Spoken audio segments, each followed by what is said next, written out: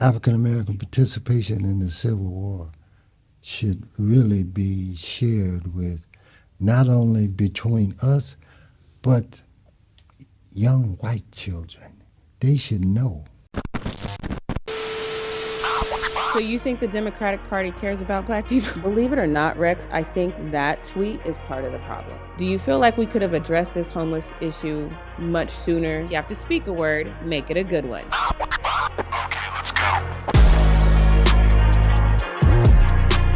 Welcome back to The Word. Once again, I am Jackie Ray. It's that time of year where we celebrate Juneteenth, which is very important to the African American community. Historically, it means a lot to us, and I am honored because today I have John Malveaux here, and he is a descendant of someone who's pretty influential. I'm not going to tell you the whole story right now. I'm going to let him get into that a little bit, but I do think as time goes on, we learn more and more and more, which is the case for African American history in this country. We still are learning because so much of it was hidden. So thank you so much, John, for taking the time to come and visit with us and tell us the untold story of Juneteenth. You spoke at City Council.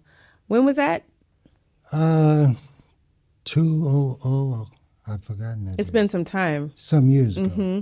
Yeah, I think 2008 maybe, or 12. Okay. So I remember as a kid, when I first, you're a kid, so you don't know. It's Juneteenth, and it was just really this day of celebration for Black people. I don't think that as a child I really historically understood what Juneteenth meant to us as a people. Mm-hmm. So, let's talk about your descendant, who you're a descendant of, first of all. Can you give us a little history about that?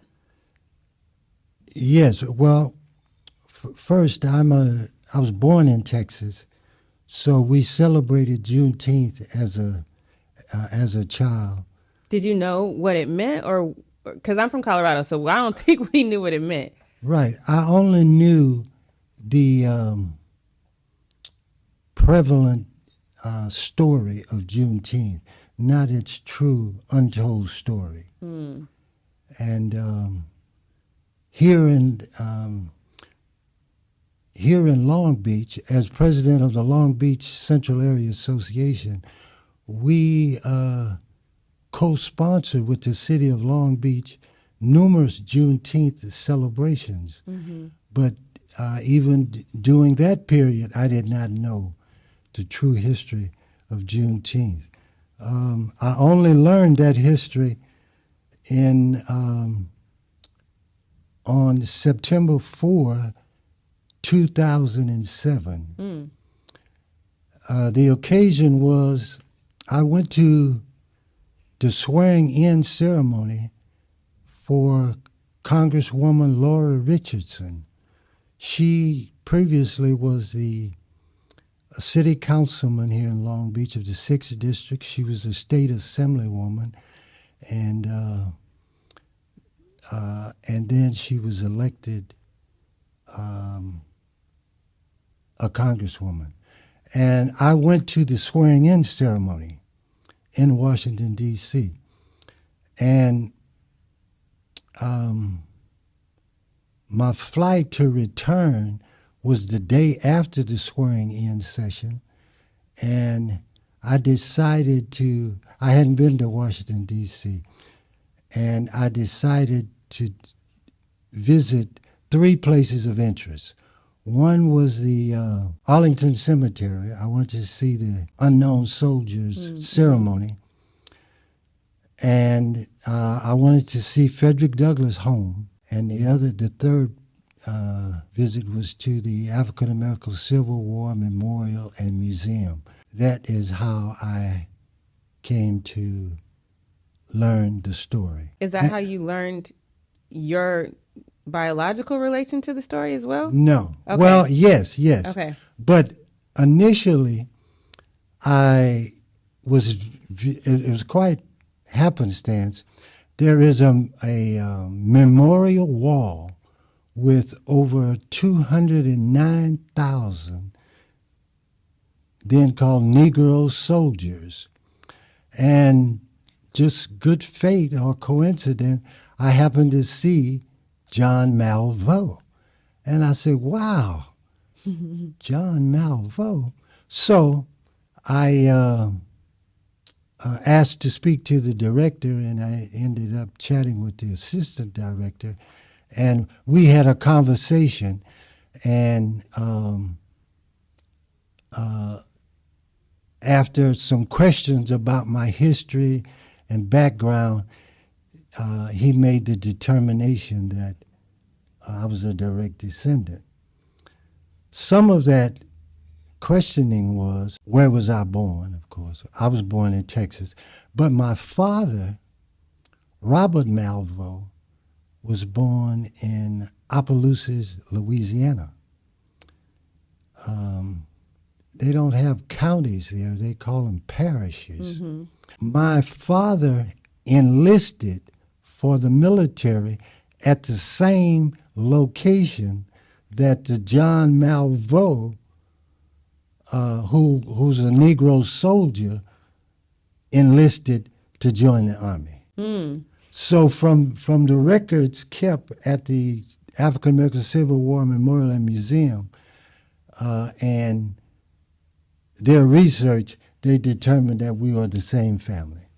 Do you know who he is to you? Like, would he be your great, like, what is his relation to you? Did they get that far into it? Did you dive that far into it yourself? No, I was unable to tell how many generations. Mm-hmm. No. Sometimes as African Americans, sometimes that bothers me that we can't trace our history the way that, white Americans can. And that in that moment, you find out that you're a descendant of a man who fought for us as Black people.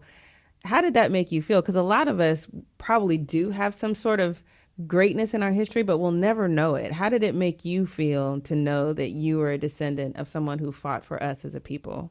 Well, extremely proud, and I'm my father, my grandfather, I think every uncle that I knew were all military, had been in the military. So you're a military family. Right. Gotcha. We're a military family. In fact, my daughter is military. Her husband is military, and I have 2 grandsons that are military. Wow. So I've been surrounded with those that have been in the military, particularly the Army. Mm-hmm. So when you're thinking of the untold story, because we all know that I think by now we know what Juneteenth means and how it was formed. But do you think that there's still parts of that story that either are not told fully or maybe left out? Absolutely, and it's was my motivation to contact you, is to share that story. While at the Civil War African American Memorial and Museum, when the story was told to me, I asked the assistant director, could I get that in writing? Because I did not want to paraphrase, misrepresent it, or embellish. Mm-hmm. I wanted the story exact as it was told to me, and I would have a representation of it for the future. And so I've retained that, and I'd like to read it to you. Oh, absolutely. On April 3, 1865, the 25th Army Corps, comprised of exclusively United States colored troop regiments, captured Richmond, Virginia, the capital of the Confederacy. 13 regiments of African descent soldiers were at Appomattox Courthouse, Virginia, to witness General Robert E. Lee's surrender to General Ulysses S. Grant on April 9, 1865. The Confederate government in Texas, however, refused to submit to federal authority.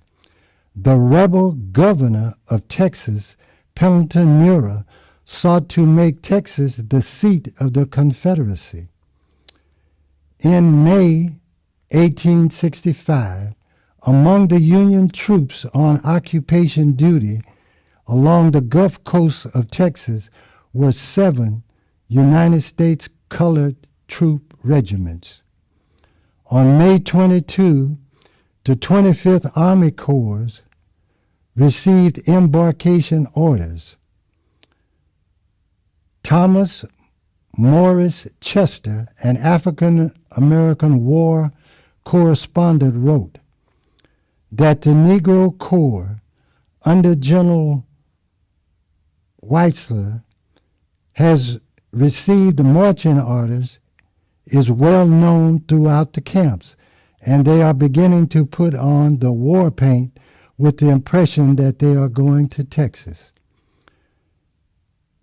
They look forward to the period of embarkation with a great deal of satisfaction. By the first week in June 1865, thousands of soldiers in this Negro Corps that had captured Richmond had arrived in Texas.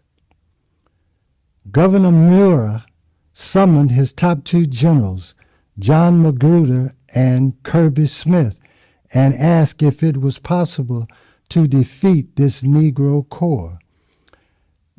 The desertion rate in their armies was extremely high, and the generals said they could fight a sustained campaign. Muir expressed that he could not tolerate the humiliation of surrendering to Negro troops and requested an escort into Mexico. In the early morning of June 15, 1865, Governor Muir, along with his 2 top generals, Magruder and Smith, accompanied by 10,000 Confederate troops, crossed the Rio Grande into Mexico. Chased out of Texas by African descent soldiers, they abandoned the Lone Star State. On the next day, June 16, the lieutenant governor surrendered Texas to the Union forces, and the last state in rebellion was brought back into the Union. The Union was preserved, and the last group of slaves declared free by the Emancipation Proclamation and liberated by the Federal Army, mostly of African descent soldiers. Juneteenth is not when the word got to Texas. It is when African descent soldiers brought Texas back into the Union and thus freed slaves by saving the Union. We are indeed celebrating victory over the Texas rebels when we celebrate Juneteenth. Yes, I love that. So detailed. I heard you read that in City Council, and it definitely moved me. There was parts of it that I don't think I knew. I mean, obviously I studied this in school, but it's really great to hear. I think it's important to note for those that don't know that the Emancipation Proclamation didn't free slaves everywhere in the United States, just Confederate states during the Civil War. I also think it's important to note that, with all due respect, I think sometimes we give President Lincoln a little too much credit because he said by his own words that if he could save the Union and not free a single slave, he would do that. And so this was, to quote him, he said, a necessary war measure for suppressing said rebellion. So this wasn't something he wanted to do. It was something that he had to do. I disagree. Okay. He also exported a number of African Americans to Liberia. Mm-hmm. He wanted to give them a choice if they wanted to stay in the United States or Is that have a positive? the option. Well, because I think sometimes when you really look at what happened after that, when you're talking about the trespassing laws that were basically done to make it so Black people couldn't take care of themselves and would be held in servitude, there was no real movement to end those kinds of things. There was no movement to give us our reparations, although former slave owners were given reparations. I believe they were paid $300 per slave that they had. Right. So for me, it's definitely actions speak louder than words. Well, and in this case, words speak as well. For him to say that he would rather not free a slave if he could preserve the Union, shipping people off to Liberia, and then basically taking a hands-off approach when white Americans acted out. And though we were freed from bondage, we weren't necessarily freed from captivity because we were still beholden to white America. He was a very astute politician, and he had an anti-slavery audience, but he also had an audience and supporters who wanted slavery. Mm-hmm. And I think it was just a statement, a political statement that would resonate well with the overall constituency. It wasn't in his heart. How do you know that? Because he saved the nation by fighting to free people of color. If Lincoln had not started the war, the Civil War, he didn't want the war. When he wrote the Emancipation Proclamation, it wasn't effective immediately. Right. It became effective January 1, which was like 6 months away. He was hoping the South would recapitulate. What black people did was they all went to church and prayed until the clock struck midnight when they would be free. That was called the Midnight Watch. And that was a tradition for many years. I don't know what has happened to it. But I recently talked to Pastor Cheney, and he said they're going to reenact that. They're going to bring it back, yeah. My church, when I was growing up, to this day I didn't know why, but they would do it on, now I know why. Every New Year's Eve, we would have midnight watch service. Yeah. I always thought it was just because we were watching the clock turn to midnight. No, that's when the slaves became free on that date. Right. Lincoln, he tried to get the South to recapitulate, and he gave them that 6-month period. I hear you. I just like when you say, and I think that's my same problem that I have with politics now. So I would love to get your take on that, because I think there is a thing as right and wrong. And sometimes I think when you are, as a politician, when you try to appeal to wrong, just because people who are wrong are citizens of the United States, I think that's essentially empowering them in some way, because they know you have to get their vote. And I think that because we haven't drawn clear lines on what's right and what's wrong, what's good and what's bad, what's up and what's down, you have, one thing that Joe Biden said, and to be fair, President Obama said as well, is, I'm going to reach across the aisle. And I think that's problematic. And I'm not saying that the Democratic Party is better because I'm black, and it's not.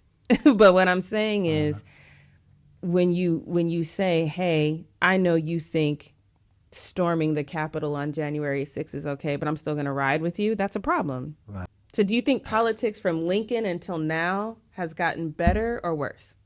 Well, I do not favor the current system. Right. I think elections should be government financed or public financed, because the people who can contribute the huge amount of money has the influence and the access, and so it's understandably the person who's financing them, they will want to cater to their expectations. Absolutely. And what they're. The lobbyists, there are lobbyists that spend millions and millions and millions for access to these politicians. And so what does my $10 and a single vote means. And they always ask you for that $10. I get emails all the time. Yeah. Donate $20. I'm like, Right. oh, okay. Yeah. So, but when you take a look back, I know there's conversations now about reparations, which again, I mentioned that earlier, we didn't get. I have a. Yeah, that's why I want to get your opinion on that. You may not want to hear it. I might argue it, but I definitely want to hear it. Okay, here's my opinion about reparations. I haven't heard a discussion that include whites. Why would it? I don't know why I haven't heard the discussion, but here's the way I looked at slavery. But why would it include Oh, whites? okay. Slavery displaced whites as well because slave masters had free labor.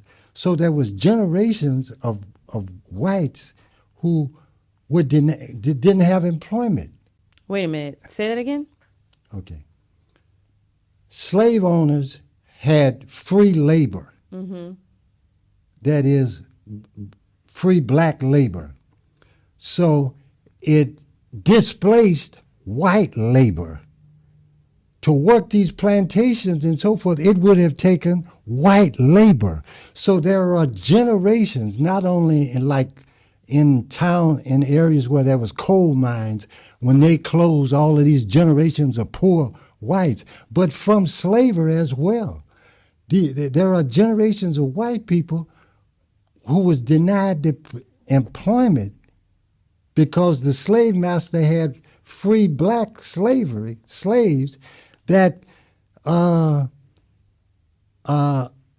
think are owed something in terms of African Americans having reparations. You think it's equal to what African Americans are owed? Well, I don't know about the word equal, but I'm saying I haven't heard a discussion about And I don't think you the would. displacement of white labor. I don't think you which would was, because it wouldn't make sense. why wouldn't it? Because now you're talking about. Let's start from if you're really going to discount, because it almost sounds like you have to discount 200 years of slavery in order to make this point plausible, right? So no. I mean, during slavery. No, I hear what you're saying, but at that point, even during slavery, white people who were indentured servants had rights that black people did not have. They were not tortured the way that black people were. They weren't ripped from their families. There weren't breeding farms for white people. Right. They weren't raped unless, so. Yeah, those points you make are, yeah. So you're talking about a level of atrocity that only we experienced and saying, okay, because these people couldn't get jobs, which, by the way, they could have in a way that we could not. We couldn't say, hey, I want to stop working this farm, so I'm going to go down and work at the Piggly Wiggly. We couldn't have done that.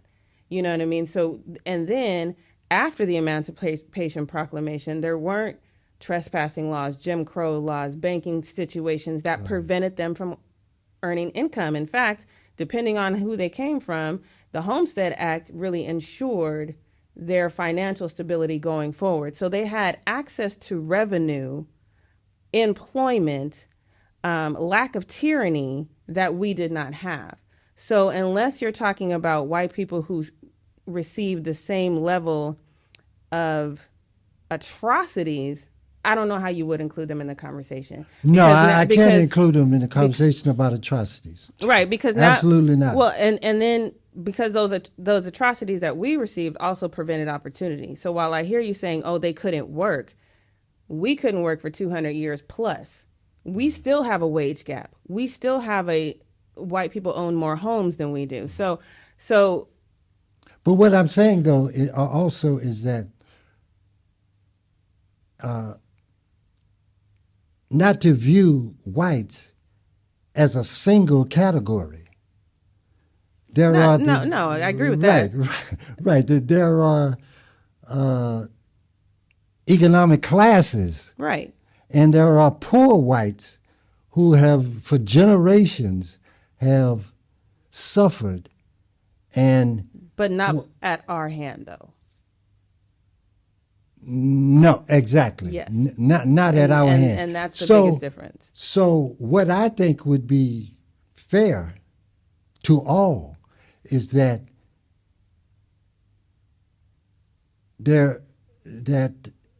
all children, irrespective of color, get a free education. I think that it used to be like that.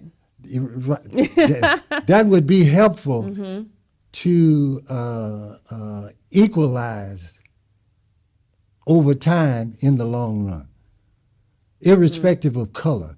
Everybody in America get a free education. Okay. But then because I don't believe whether you're talking about personal relationships, business relationships, romantic relationships, I don't think you can move forward if you don't atone from whatever sins you've committed in the past.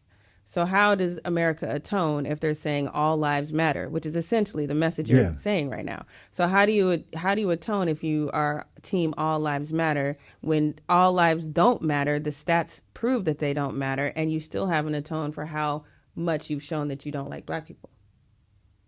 I don't have an answer for that. Okay. And that's where I think the problem comes in. I don't have a problem with what you're saying, but what you're saying to me comes after you fix this. Then once you fix that, we can say now we're on an equal playing field. Now that we are actually seen as equals. Now that my goddaughter, when she gets old enough to drive, I don't have to worry about her heart stopping because a white cop is behind her just because for a routine traffic ticket. Once you elevate and put everyone on an equal playing field, then you can say, this is how we can make sure no one can ever mess up this playing field again. Okay. But I don't think you can just say, hey, remember all that hell we put y'all through? Nah. I don't think you can do that.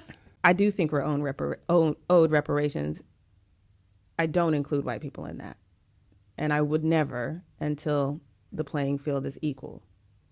And then I would have that conversation. So I told you I would argue it. Well, your argument is well stated. Well, thank you. Yeah. Well, thank you. But as far as Juneteenth is concerned, we've had so many celebrations here in Long Beach. And I have to say, the celebrations, I'm from Colorado, and the celebrations we've had in Long Beach, which to be fair, I haven't lived in Colorado since 2007. But so I don't know the celebrations they have now. But I know the ones that they had up until 2007 were all like, hey, black people are great. You know, you really didn't learn the history. You knew that they were free, but you didn't learn things like this. You didn't learn that there were so many black soldiers that were part of that freedom and that there were black people fighting for black people. And you just really didn't. I didn't know. Again, I went to church my whole life, had midnight watch my whole life. Yeah. I thought it was a New Year's Eve celebration. You know what I mean? So I just think our history is so important to us. And for you to be sharing that, I think is beautiful. Thank you. Yeah. The African-American participation in the Civil War should really be shared with not only between us, but young white children. They should know that